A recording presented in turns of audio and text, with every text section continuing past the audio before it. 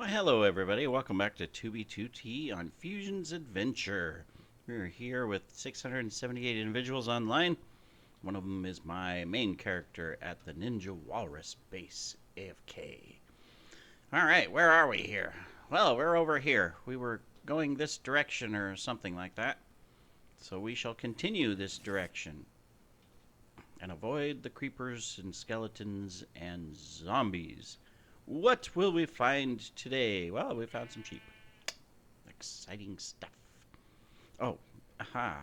I always forget. We got to turn on this. We got to turn on that so that we can look for the goodies.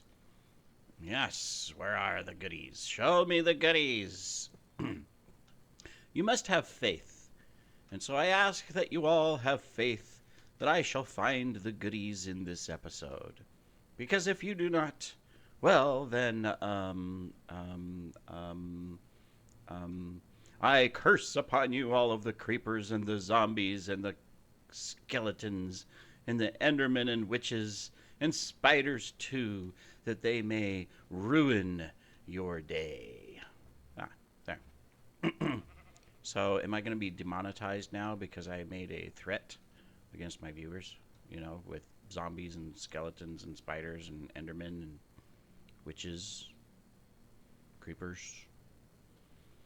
Yep, guess that's the end of this channel. We'll have to start a new one under a different identity.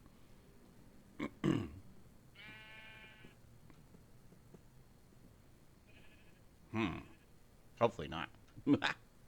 You never know. You know what? I'm going to assume that I don't have Fulbright on. Aha! Hey, we can see. It's amazing what night vision does, right? Ah, yes. The only problem is that typically, if I had night vision goggles, you know, and if it became day, I would have a hard time wearing those. Oh, the poor tree. Look at this. I thought it was lava maybe, but I don't see no lava. So I'm gonna assume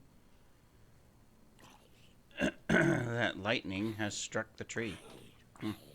Oh, now it's lit me on fire. Doesn't snow put me out? You would think snow would put me out, right?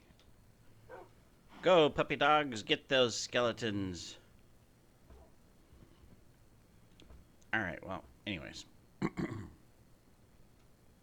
Out of the fire and into the frozen wastes. Usually it's out of the fire and into the frying pan, or out of the frying pan and into the fire. What's the Lord of the Rings saying that Gandalf states? Or Tolkien states with the title of the chapter? I forget. Shame on me.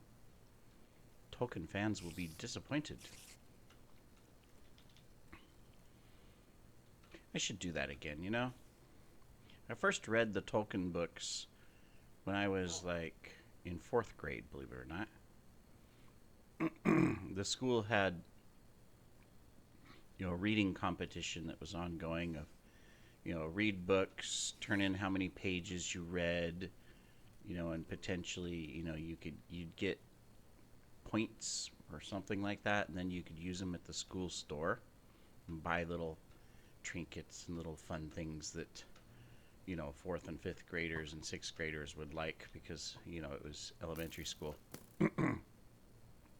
And I loved to read anyways. And so would start reading, and first it was, you know, a lot of the smaller books and stuff, just stuff that I had. Then I started getting into other things, you know, that the teachers would encourage, like Indian in the Cupboard and, you know, things like that, right? But then my stepdad had J.R.R. Tolkien and had the series, The Hobbit, as well as Fellowship of the Ring. And so I was curious. I didn't know what it was. And so I grabbed it. It was a bigger book than anything I had ever read before, but I decided to read it, and I just fell in love. Even at that age, my imagination went wild with the descriptions and the world of the Hobbit and, you know, Middle Earth and And then later, of course, Smog the Dragon. I mean, exciting stuff. For any boy that loves sci-fi. Right? And then I read all the others, and I kept turning them in, and there was a lot of questions at first because they would look at the title and go, "Are you sure you read this?" And I say, "Yeah, ask me anything about it, and I'll tell you." And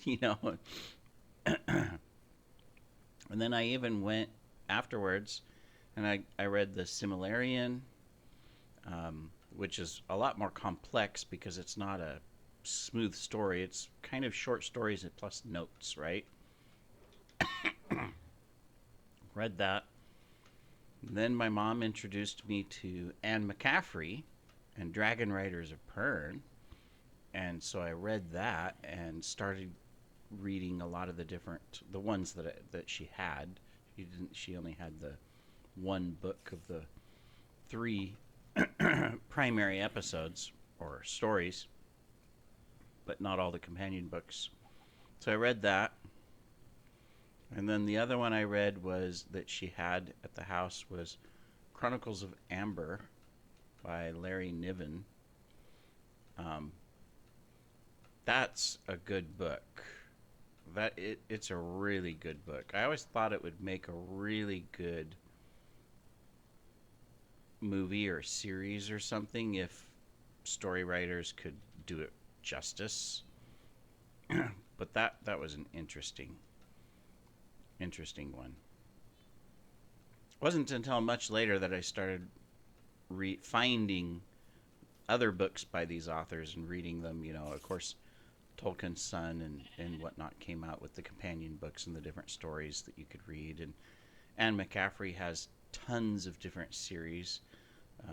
The Song Ships, and then there's a bunch of others around the Dragon Riders of Pern, and then there's oh great, now I can't remember the name of it. A whole series about a unicorn type girl and her story and stuff, and many others.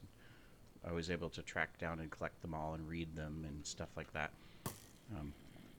Of course, now it's so much easier. If you want to find a book, you can just pretty much search online and listen to an audiobook or even read it online.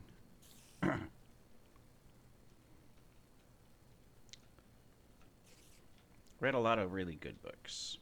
I haven't sat down and just read a book though in a long time. I should probably do that more, right?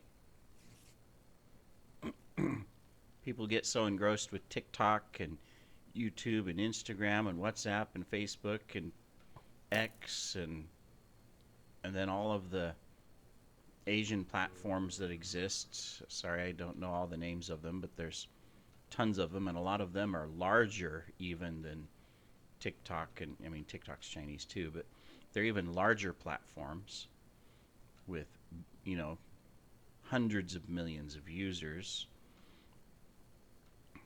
if not more.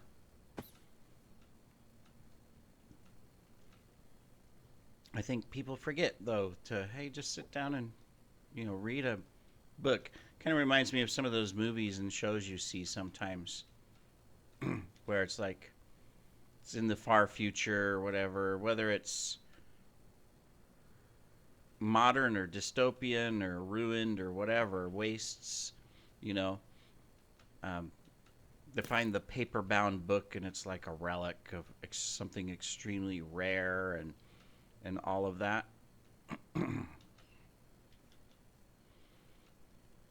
So, what, you're actually reading something with paper? Because everybody gets so used to the digital age.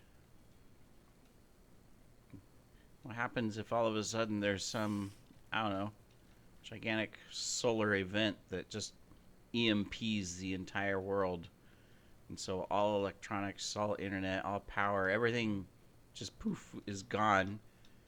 Obviously it would be restored, but it would take time to do that, especially, in certain areas. Some areas would be restored faster than others. Sorry, I had an itch. I stopped moving. Yeah.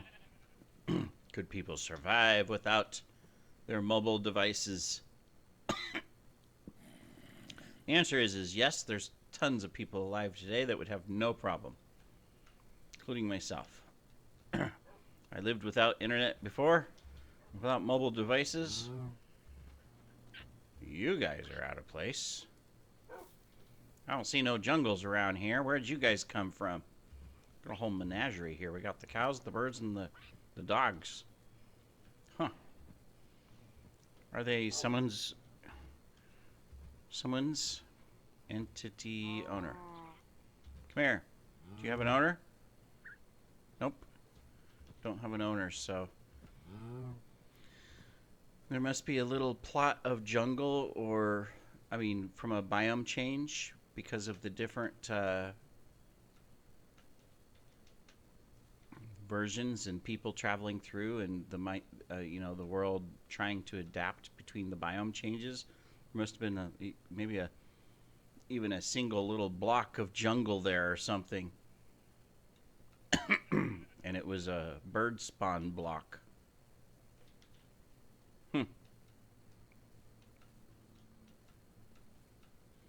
My favorite woods is the mega taigas like this, and the mossy cobblestone and the podzol. No, I don't want you, baby zombie.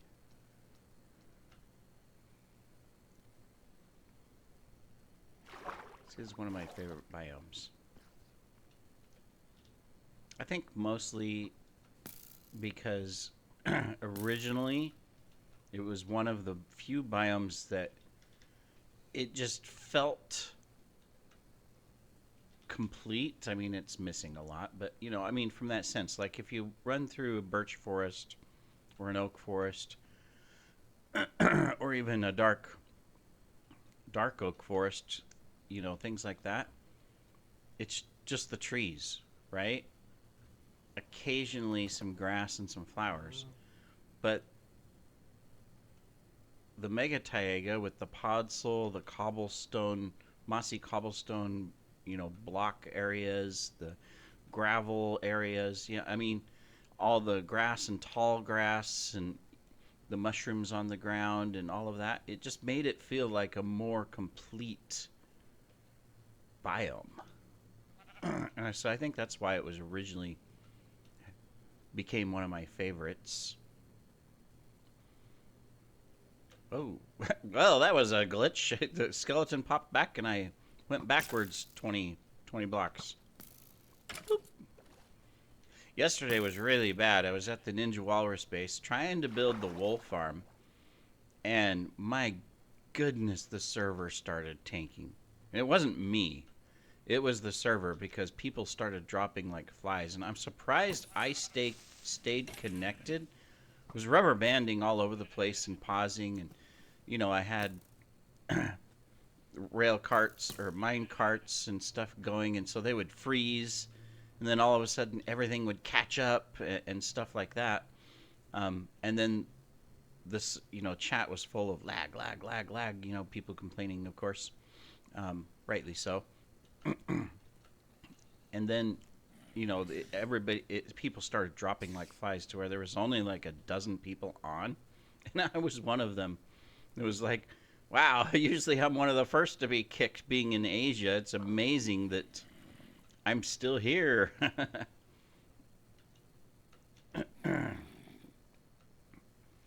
But yeah, it lasted about an hour, to where people kept getting kicked and rubber banding all over. It was just a mess. I don't know what it was, but it was something. Somebody lagging the server out. It's a weekend, possible. Or just some sort of a technical issue,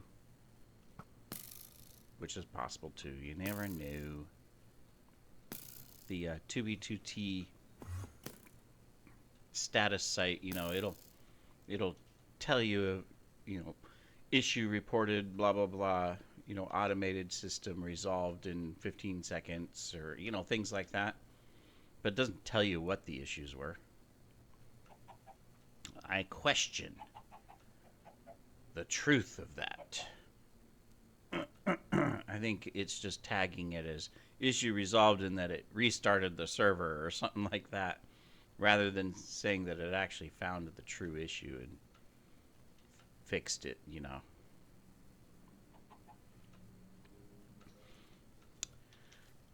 And performance on the server hasn't been as great as it was when I first started a year ago on the server. It's 2v2's changed a lot, but they keep increasing the player count. So, I mean, when I first started, it would be extremely rare that more than 450 people would be on at the same time. Very rare. And then it kept going up and kept going up. And now, you know, it's been hitting 700. And the server tanks. And I understand. I mean, if people are paying, then you don't want to deny them the ability to get on the server if they have priority queue, because then it's kind of like, okay, well, I just paid $20, 17 if they did the 3-month thing, and now I can't even get on to play. You know, I mean, that's not a good. It's not a good experience, right?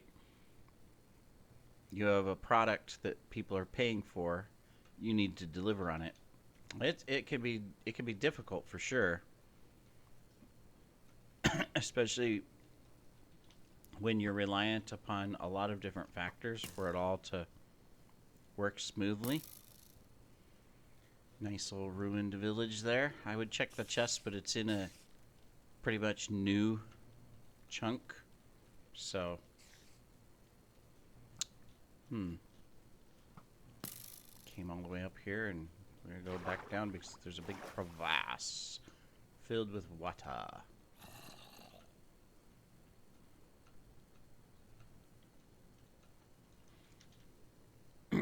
But the server's definitely not as stable as it used to be. Ever since they moved it as well. What was it? It was April or something? You know, they had the big announcement that they were moving the server and whatnot. Since then, performance has not been as good. And then they keep increasing the head count allowed on the server, but I don't think they're increasing the server capacity to handle it. And definitely not easy. I mean, you got 700 people on. A good portion of them are bots. Probably around 150 of them are bots, I would bet. Just like I have technically a bot online with my proxy right now. And it has prio. Some bots don't have prio, but my bot has prio. So it's always connected at the base. Others don't. Recently I've joined some different subgroups, well, not subgroups, some different groups like the Trading Post. And so, you know, they've don't know how much I can say and how much I cannot say, but you know, they have locations, and all of those locations have bots that will pearl you to the location. So I don't know who the bots are all owned by, if it's all by one individual like OG Kush, because he's the main primary leader of the Trading Post.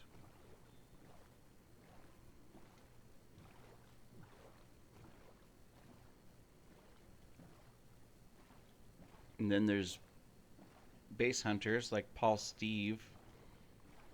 Now, well, he doesn't have bots per se, but he has multiple accounts. And sometimes they're just flying across the world, leaving trails so that he can inspect them later to see if that spot is worth investigating, type of thing.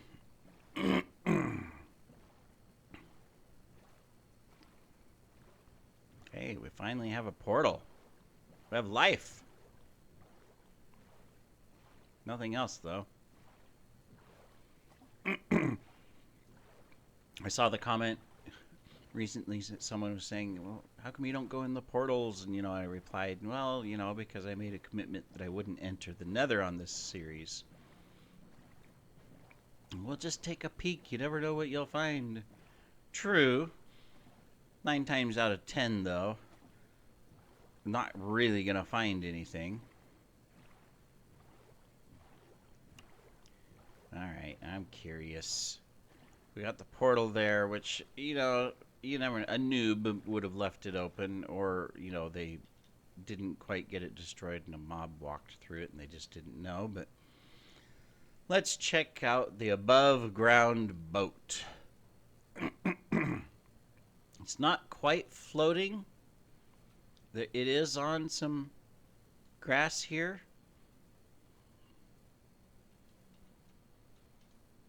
But it's doing a balancing act. Oh, there's nothing here. How disappointing. Alright, well, anyways. Here, we'll repair the boat. Up. Okay. Just thought I'd check, For all you naysayers out there of, oh, he never checks anything. I checked.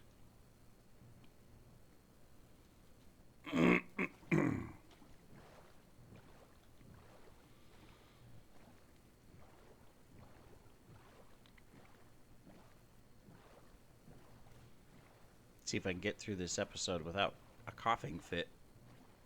I can feel the tickle in my throat. It's been really, really bad again. Been trying to figure out what else could be causing it, irritation. Of course, I have 8 cats, and I'm in a 3-bedroom apartment in a high-rise. They don't go outside. Don't open the windows very often because, humid tropical country, and unless there's a storm passing through with a strong cool breeze, opening up everything just makes it to where I start sweating, which is no fun.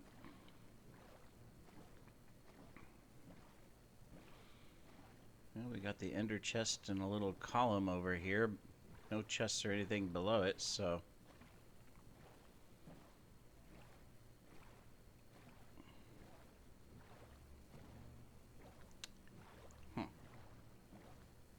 don't know. Not sure. I'm to that point again where I need to decide if I'm going to follow a path or to go out in the middle of nowhere.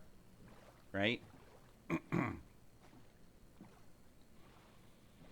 mean, following a path means that at some point you might find something. An old base, a ruined base, possibly an active base.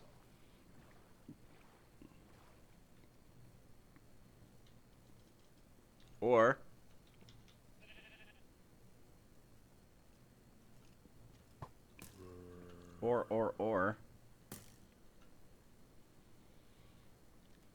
you don't follow a path and you come across the portal skip where someone just popped out of the nether in a nether trail so that they could create a stash or a hidden base.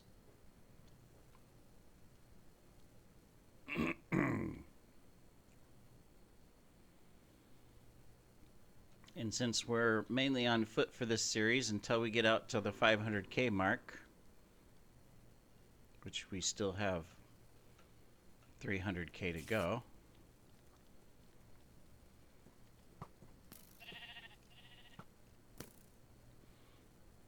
we're minimizing our flight time because we have to, every time we fly, we'll need to stop and repair. We have the rockets to support flying. That's not a problem. We've got shulks of rockets from that one base. But we just don't have elytras. I mean, there was an extra elytra at that base, and maybe I should have taken it, but it was like, I don't have to have it. Whereas some other player that's maybe vanilla or just starting on 2B2T might make it out there and not have an elytra, and it'd be nice that they also get an elytra, with the rockets. So that's why I didn't take it. I mean, I have shulks and shulks and shulks of elytras at my stashes and bases if I need them, but obviously this character here has never been to any of my bases. I would have to pause and get on one of my other accounts and then fly out to this location, which wouldn't take long because we're not that far out. It would only take about 30 minutes, maybe an hour at most, to travel to a location here. And catch up and do a supply drop. But I think that defeats the whole purpose of the series. I mean, I don't want to keep it the same. We've done the first challenge, you know, another portal over there I missed. We did the first challenge.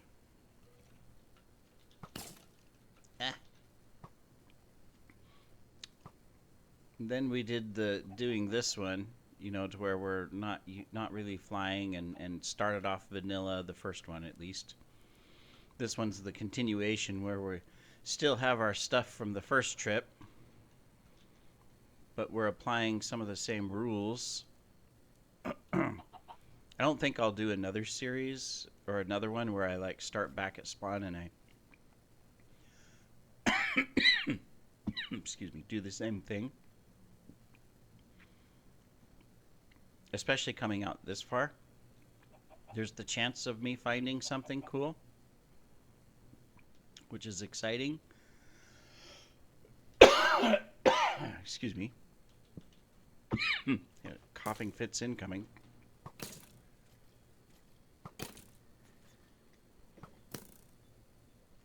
Okay, I'm tanking a skeleton while I was getting a drink. And of course now I'm out of food, so I can't run away.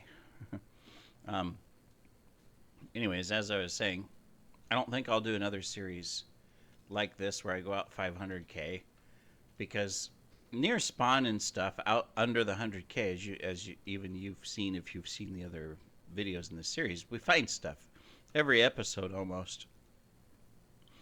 We can find something. But then when it gets to this point, we could still find stuff, most assuredly, but it definitely slows down where we have entire episodes where maybe we only see one portal or one ender chest, but nothing else, right? And as entertaining as my conversational skills are, I don't know if that's what people are really coming here for. Although I did have a comment recently of someone saying, you know, just found this.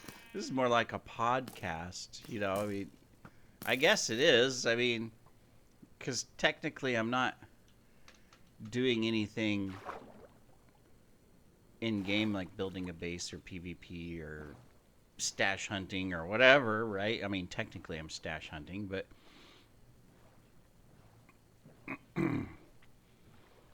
I'm just mostly just having random conversations and skipping through different topics. I say conversations, but I'm not conversing. Well, I am conversing with you, the listeners, but I'm not, you know, nobody's speaking back to me. So does that count as a conversation? Do you have to have two individuals in a back and forth for it to count as a conversation, or can a conversation be just one person talking to some listeners? That's more like a speech, right? Or a podcast. I don't know.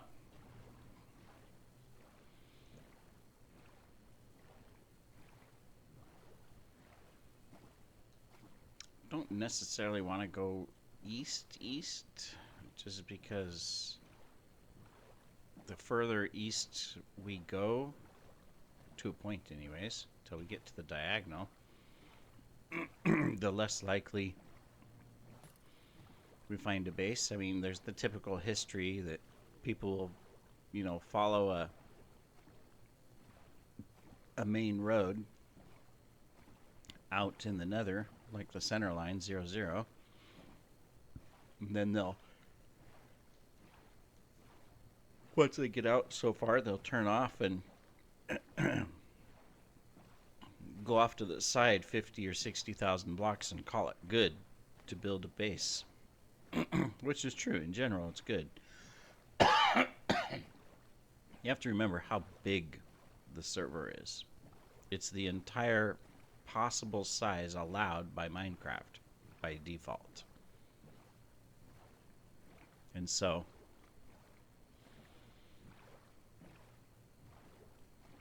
even though it's been continuously up for the most part for over 10 years, even this close, as you can see with the gray marks on the screen that are starting to show up on the map, there's a lot of unexplored territory you can easily find. And you don't even have to find unexplored territory to build a base. I mean, you can go out and find a 1.12 area that's been completely explored and build a giant base there. And the likelihood of someone finding it or coming across it is really rare because, you know, the place has already been explored. So, and it's maybe so explored that base hunters don't consider it as, oh, prioritizing. They're looking for the hidden trails and things like that. But you can just come across and just plop out and build a base, and most likely you could be there for a couple of years and no one will ever find you.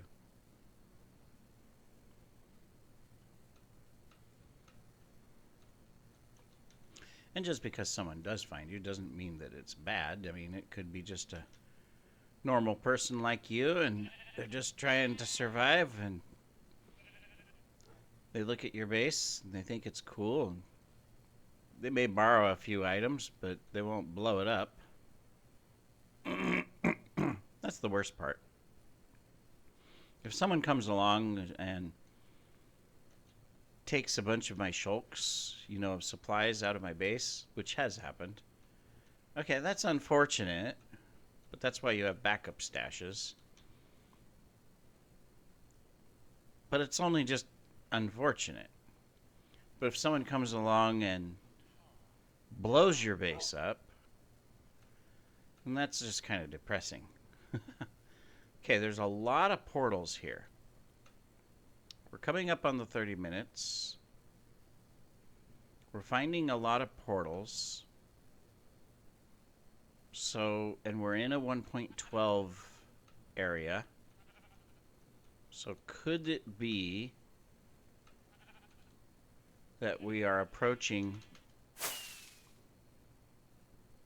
maybe an old base? Some ruins? Nope, that's the edge. I'm just looking at the 1.12 area here. Oh, that's an edge too.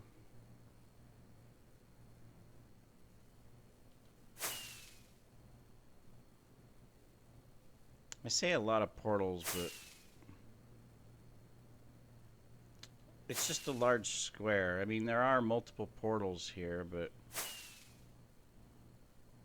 we'll come over here and yeah, guess not.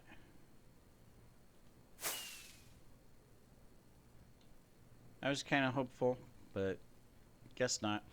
All right, well, we're at 30 minutes. We'll continue our journey from this rock island here in the next episode. Thanks for joining, everybody. Take care.